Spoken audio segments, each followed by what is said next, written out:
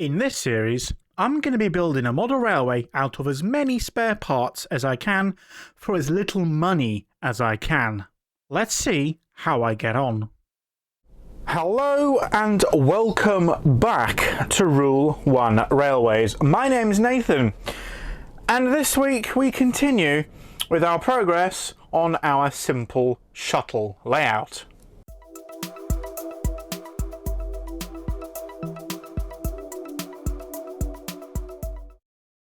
So, at the end of the previous video, I had glued these embankments in place, and off camera I glued some larger sheets down. This one here for where the station is going to be, roughly. Just down here for one of the tunnel mouths. Well, that's actually for the Country Lane overbridge. And I did the same thing down at this end for the tunnel. Glued these in place as well. Now, hopefully, everything is nice and dry. I have a coach just to roll around and check clearances and stuff like that. Slight minor update, I guess. You see this pencil mark here. That marks the top of the framework for the bigger layout that's going up here, and the bottom of the joist that's going to be supporting it is here. So if you can see, that does not leave much clearance. So unfortunately, at some point in the future, these leggies are going to have to be chopped off, and the whole subframe assembly will have to be lowered by a good 4, maybe 6 inches. But that's not a problem for right now. Right now, we need to put some foam. It's somewhere here, like this, to make the sides of our embankment, and also fix this bit here. You can see it went a little bit wonky. The knife went a little bit astray. I just need to we just need to fill in a little bit of a gap here. That's no problem, it's only foam. It's nice and easy to do. I have some sort of tinkering to do down at this end. If I just take these tools off that I was using to weigh things down, you can see I've also got the track bed in place there for the single storage road. I've decided to keep it as a single storage road because I just think it's going to be easier. Rather than having to muck around and put a full sheet across there, I'll just leave it like it is. If I need to use it as storage space, I can put some very thin plywood down over where these holes are here, so it's a nice solid top. And whilst we're over here, whether you'll be able to see this or not, you can see that the height discrepancy has reared its ugly head. Now, I don't know how this happened. The boards are all aligned, nice and straight, where they should be, yet somehow there is a rather substantial gap underneath this piece of wood. The foam is fine, but the wood blocks are not, and I don't quite know how that happened. So I have a little bit of lifting and packing to do on this bit here, which should be relatively easy. So I think we'll start at the easy end. We'll start here, get some nice angled pieces going in for the embankment sides, and see how far we get. So essentially what we need to do is offer a piece of foam up to the board like that, or up to the embankment like so. I'll do it over here so you can see it clearer. Boop, just like that. And take a height measurement, very scientifically, somewhere there, and then we just need to cut it at an angle, something like that. So I'm going to have a little bit of flat ground just on top of the embankment, primarily because I'm quite conscious that the ballast shoulder needs to go on here. The cork and stuff needs to go on here as well as the track. In fact, it needs to go on before the track, obviously. And I just want to make sure that there's going to be enough width, basically, at the top of the embankment for that to happen, essentially. So a little bit of flat there. Let's cut that as best we can. It doesn't have to be exact. And then for the angle, I'm kind of just going to eyeball it, really. I think that mark that I did before was pretty good. I don't know if you can see that. Get as much knife blade out as I can. Having to do this slightly cack-handed so you can see what I'm doing.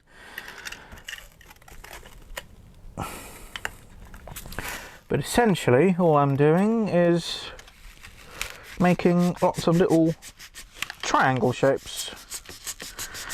I won't make you watch me do all of them. I'm not that mean. I'll probably do the first one and then,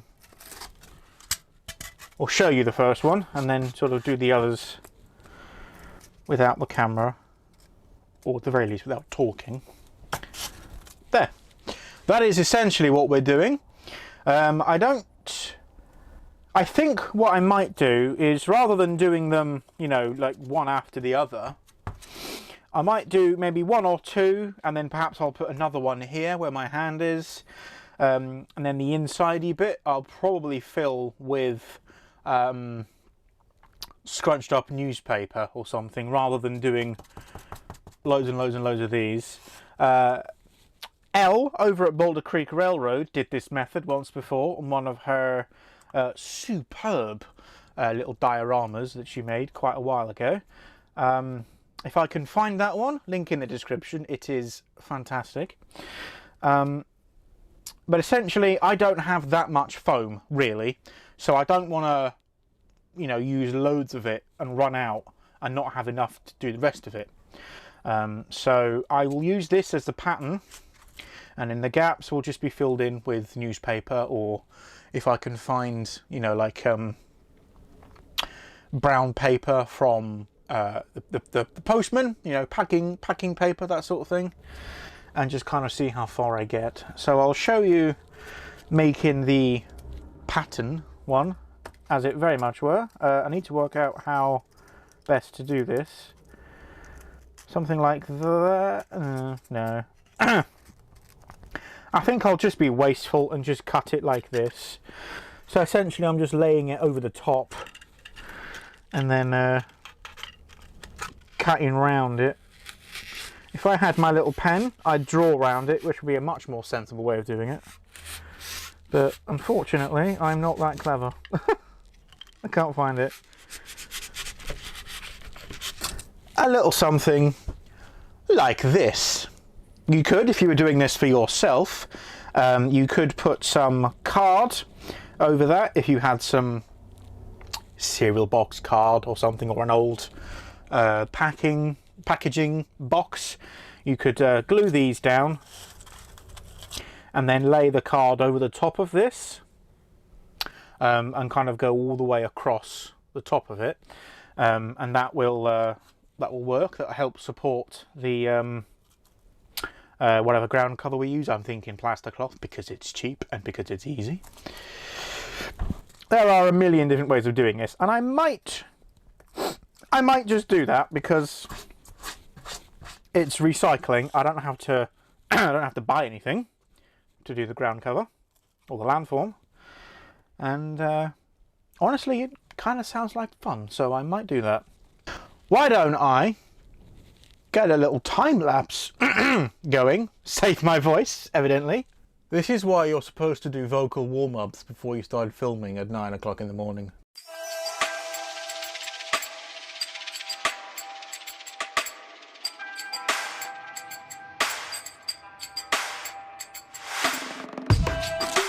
You can take your time. You can choose your words. Let me down real easy.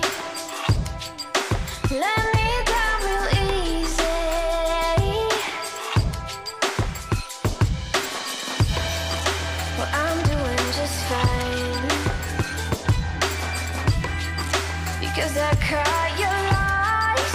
You say that it's you, not me. Baby, now that I am free, I want my lips back, my time back, my words like when I said my love back, my life back, my heart, the one that you knew could break. Okay, so you can see that this is the idea I'm going for. I'm not entirely sure at the moment what to do with the board joint. It's just here. I would like the end of this stuff to be reinforced with a piece of wood, because of course it's a board joint, it's portable layout. You don't want anything to knock this off or damage it. Theoretically it won't get knocked or damaged, because it's not going to be moved around, you know, all the time every day. So it should be fine. This bit will be a little bit more interesting. Fortunately, I had the foresight to make the tunnel mouth deck bit a lot bigger than what I needed it to be. So I have space to carve it, because I knew that I wouldn't be able to get, for example, if I put that here, like so, and then I put one here, it doesn't intersect properly. So a little bit of jiggery pokery. That's why this one's here. The one with the funny bottom end of it is here, because that means that I can sort of hack it a little bit. I'm going to try and if I put the tunnel mouth roughly in the middle of the base here, I can try and carve straight down on this edge here and make that a little angle coming down, but I don't know yet, so this might take a little bit more jiggery pokery, because of course it needs to be sloping down. It needs to slope this way, and it also needs to slope this way. So it's going to be a funny little shape. I might try and get it out of one piece, or at least two pieces. I don't know yet. We'll kind of just play with it and see how things go, shall we? So, take my pattern piece, which I think was this one, probably, and just put these out of the way. Because if I start with a pattern piece, I can go from there, hopefully, and modify it as needed. At least that's the theory, anyway.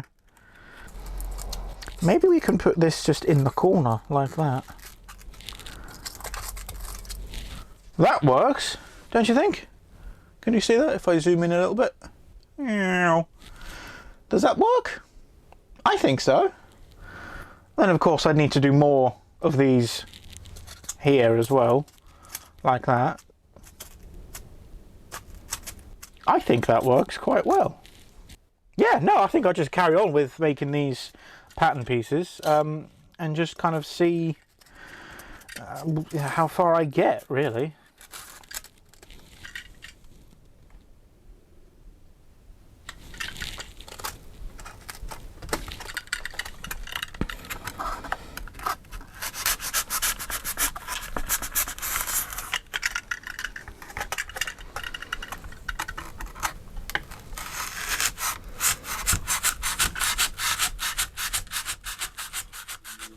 So overstepping over pieces of her heart.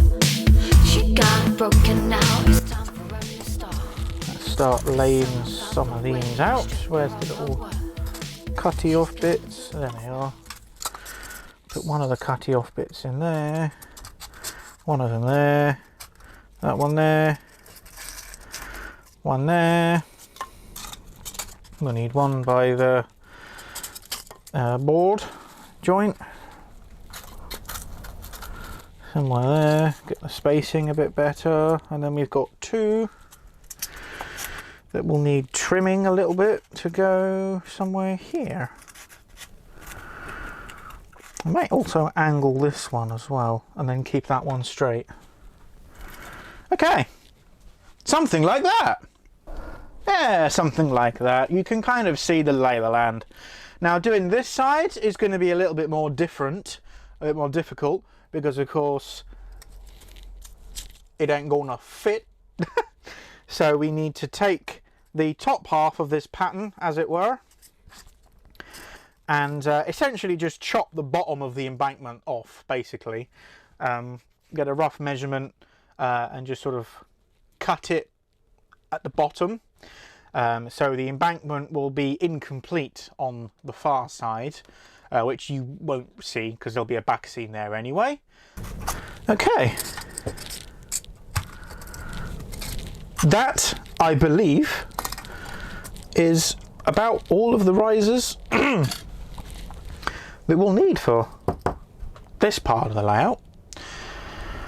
So I'll stare at it for a minute, make sure that I'm looking at it right, and then we can start gluing some of this stuff in place.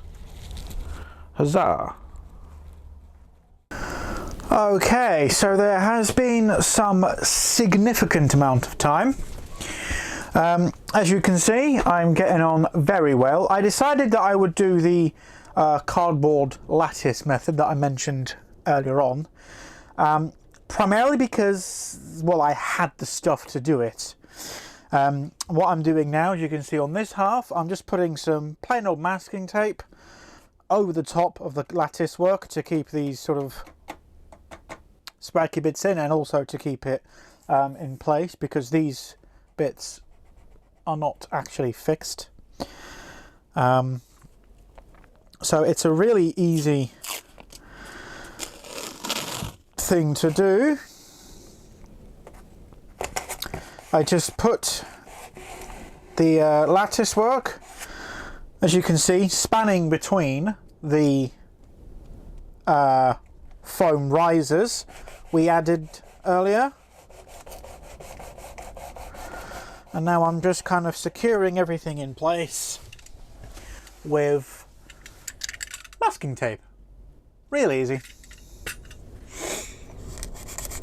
No specialist tools required at all. So at the moment I'm not too bothered about the track bed being a little bit I guess kind of inset into the scenery a little bit. That's okay, because of course we have to put plaster cloth over all of this, and then we can put the cork on the top. And I think I'm actually going to do 2 layers of cork, primarily because when I've used cork before, I used 3mm cork as a ballast shoulder type thing. So when we put the ballast down, the track is raised up a bit, and there's a nice, you know, a nice amount of ballast underneath the track. At least that's going to appear that way. The downside of using a 3mm cork is that it's, well, 3mm, it's not very thick. So I'm going to try and do a double layer this time and see if 6mm makes the difference or not. I'm hoping that it will. And because I'm doing 2 layers of cork, I've got 6mm to play with to sand. So for example, if I put the cork, let's pretend this piece of cardboard is cork. If I put the cork down here like this, as a 3mm one layer, 3mm thick, and I see that it's kind of going on like that, I could sand it, but I've only got 3mm to sand into. Whereas if I do it with 6mm worth of cork, I've got 6mm to sand into to get it nice and flat. That is the plan, at least. That's my thinking. Okay, so hopefully you can see just here is where I've decided to put the lane that goes under the track. Now, I have since changed my mind on where I want the cottage to go. On the track plan, it does say that the cottage, whoops, get out, would be by the line side. It would be about here where my hand is now. But I decided that whilst I was sort of planning out where the embankment is, it would be a little bit of a squeeze to fit a cottage in that space. So I took the executive decision to just move the cottage to a slightly different location, and the lane is also slightly different from the plan. I never normally stick to a plan as exactly as it is. I normally do kind of improvise around it a little bit. The plan is just there to give me some sort of idea on where I want things to go and how I might want things to look. I'm going to continue doing this, whoops, for a little while longer, and I will join you once I've charged my camera and see what progress I make then. I'll see you in a minute. Ooh, she's got it. Ooh, I think she's got it. Ooh, she's got it. Ooh, I think she's got it.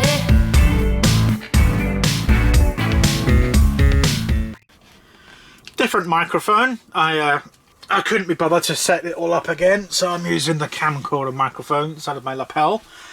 Hopefully you can see here things are progressing quite nicely. Now none of this is none of the track or the cork is actually put in place properly.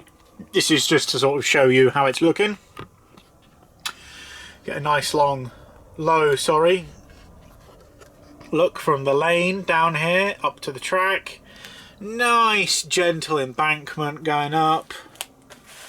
Quite happy with how this is looking so far. I've also done the other side over here as well a little bit. Need to do some scrunches of newspaper in this corner and some scrunches of newspaper over here and possibly that bit as well. Things are progressing. I've decided that I want to put the cottage somewhere here. Might be slightly to the right of where this bottle of glue is, so potentially somewhere there, but obviously horizontal. Now things are progressing quite well and quite fast. It's taken some time, and you might be able to hear I'm getting stuffy. Thanks allergies. That's what you get for being indoors all day, I suppose. A nice bit of dust allergy. Delightful. I'm going to carry on, and you won't see me again until all of the railway is looking a bit like this. I might even source a bridge in the meantime as well. We'll just have to see. So I'll carry on, and whoops, I'll kick the camera stand. No, we'll see how things get on.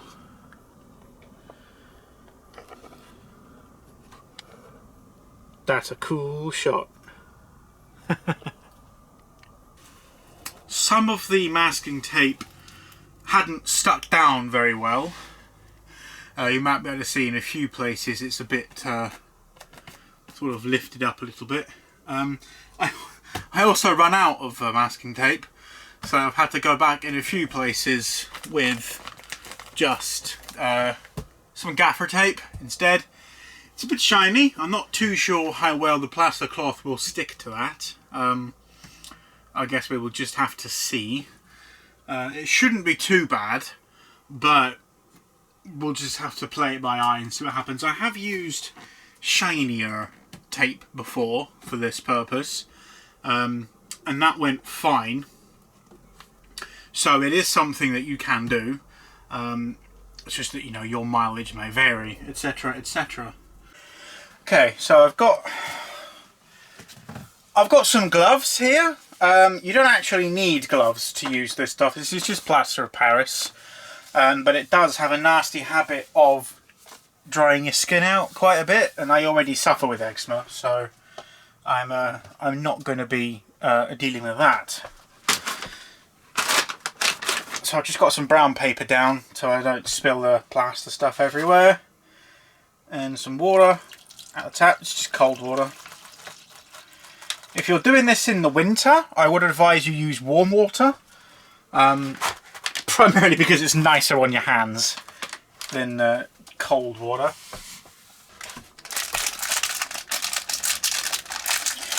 So you can get plaster cloth from Woodland Scenics. They do some plaster cloth, but personally I find it's overpriced for what it is.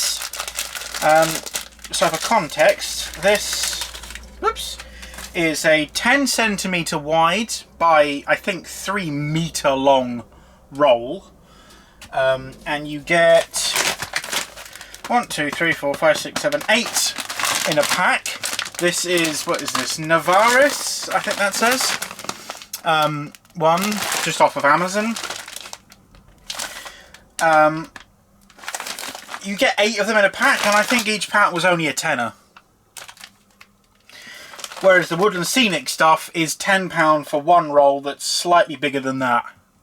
So, you do the math. All I'm going to do is just chop it up into strips. You can't actually see this very well, but cut it into strips about that big.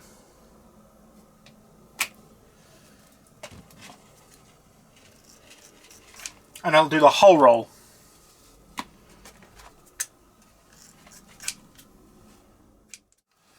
Okay, so that's the pile that we just got.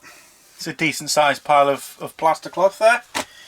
I'm gloved up. If you're going to use gloves, I would advise that you don't get a pair that smell like garlic supplements for horses.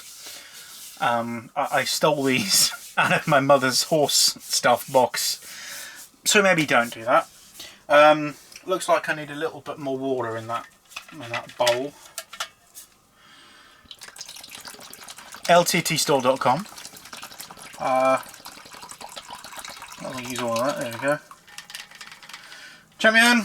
I mean, I've got nothing to drink now, but oh well. Right. So now we just get started slapping this stuff down. It's very easy. There are different ways of doing this, most of which I think are wrong.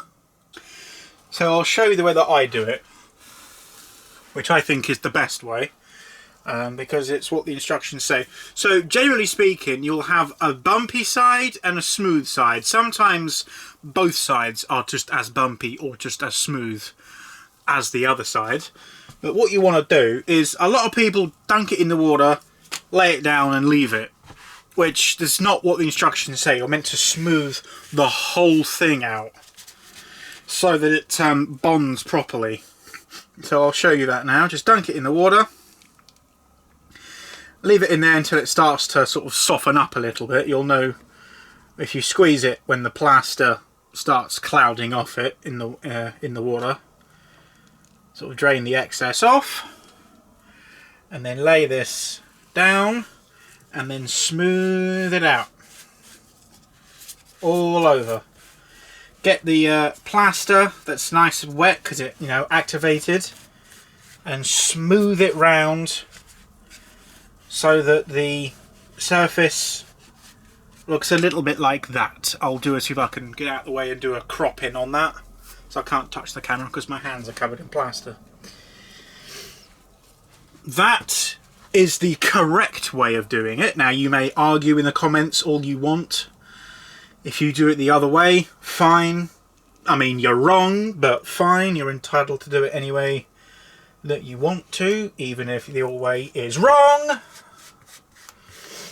You want to smooth out the entire surface of the plaster bandage, because otherwise the plaster will not be activated properly, and you will get weird lumps and bumps, and potentially, if you're not careful,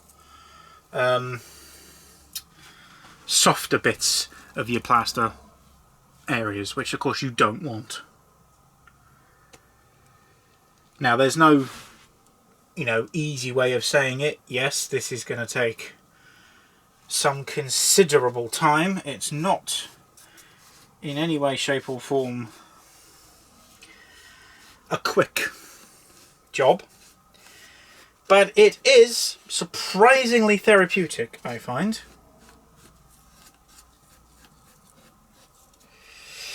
Now, one of the benefits of using like a plastic based tape like this gaffer tape stuff is that it's not going to suck the moisture right out of the bandage, because of course on the masking tape or the cardboard or the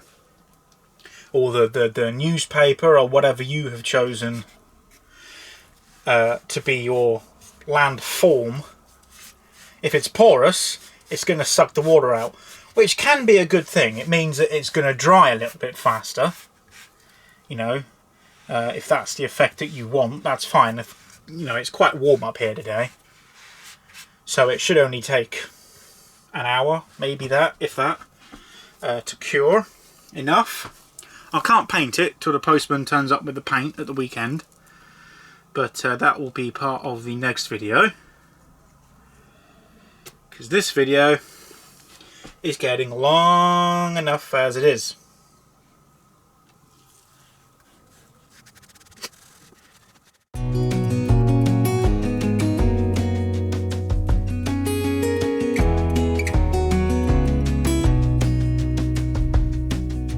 Lost again, going back around, dreaming of a time when I get things right. Lost in the shadows of a million stars. Shouldn't they enlighten my near and far? Shouldn't they at all just tell me where you are?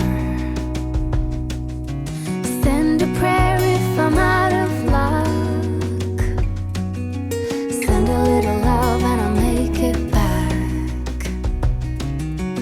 Send me a letter and a bottle of wine, telling me I will be fine. Baby, I'm stuck with a halfway heart. Slip away if I come too far. Pick me up when I'm in pieces. Oh, that halfway heart of mine is a rolling stone. Make me roll right home. Halfway hard, halfway hard. Sing to me if I lose my voice. Set a better route if I lose my course. Count on. And there we have it. All of the plaster bandage is on and drying. This end looks a little bit more messy in terms of the way the land is than I was anticipating. But once it's all dry, I can give it a sand down and sort of see what it looks like. It looks worse than it is, but the rest of it is looking brilliant. You can see the lane really stands out. More of a tunnel than a bridge, but there we go. And of course the bit that we did at the start of the video, rather. It's all nice and relatively hard already. It's still a little bit cold to the touch, which obviously tells me that it's not dry just yet. I cut some of the reinforcing bits of plywood that I want to use for the track reinforcement, or the track bed reinforcement. I don't know if the camera's going to focus on this. No, but there you go.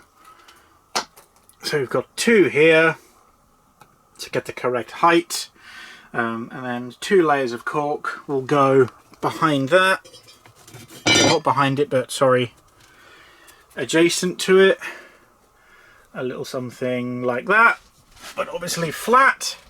And if I push it down, you can see there that the top matches up pretty damn nicely. So obviously that is a job for the next video. Down this end, I've glued 2 offcuts of the 3mm ply on top of our embankment reinforcing timbers to take up the negative space that was underneath the track in that area.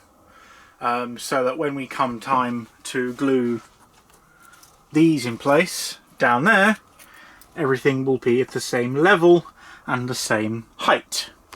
Although I still need to find a bridge to put in that spot. Haven't decided yet, or I might try and scratch build my own. I'm thinking something simple like this for the deck of the bridge, and then the sides would just be some sort of fencing kit from Will's Kits, something like that. That's my thinking. So that's the job done for this week. So that is it. Thank you very much for watching. I'm off to have another drink because I used mine to do the plaster cloth with. So thank you very much for watching. I hope you enjoyed this video. Happy modelling, and I'll see you in the next video. Bye for now.